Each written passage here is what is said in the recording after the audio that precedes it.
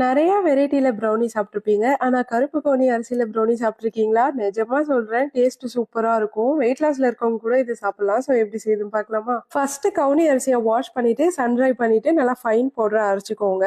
Next ஒரு mixing பவுல்ல 2 முட்டைய உடைச்சு சேர்த்துட்டு 1 டீஸ்பூன் வெனிலா எசன்ஸ், 1/2 கப் நாட்டு சர்க்கரை சேர்த்துட்டு 1 ஸ்பீட்ல பீட் பண்ணிக்கோங்க. பீட்டர் இல்லாதவங்க விஸ்க் கூட யூஸ் பண்ணிக்கலாம். அதுக்கப்புறமா 1/2 கப் பட்டர் இல்ல 50 கிராம் கம்பவுண்ட் சாக்லேட்ட டபுள் பாயிலிங் மெத்தட்ல இல்லனா ஓவன்ல 1 மினிட் வச்சுட்டு மெல்ட் பண்ணிக்கோங்க. இப்போ இத சேர்த்துட்டு நல்லா பீட் பண்ணிக்கோங்க.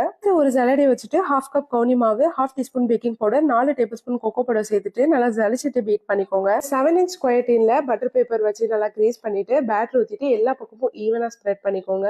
இதுக்கு மேல சாக்லேட் பீசஸ், சாக்கோ சிப்ஸோ இல்ல நட்ஸோ உங்களுக்கு எது வேணும்னாலும் சேர்த்துக்கலாம். ஸோ இது 180 டிகிரி செல்சியஸ்ல ப்ரீஹீட் பண்ண ஓவன்ல 20 to 25 மினிட்ஸ் பேக் பண்ணீங்கன்னா ஒரு சூப்பரான ப்ரௌனி ரெடி. இப்போ இது நல்லா ஆறி ரூம் டெம்பரேச்சருக்கு வந்த அப்புறமா கட் பண்ணி சர்வ் பண்ணுங்க. எஸ்பெஷலி ஐஸ்கிரீமோட நீங்க சாப்பிடும்போது வேற லெவல்ல இருக்கும் இதோட காம்பினேஷன். ஸோ நீங்களும் இந்த ரெசிபியை ட்ரை பண்ணி பார்த்துட்டு எப்படி வந்துச்சுன்னு சொல்லி கமெண்ட் பண்ணுங்க.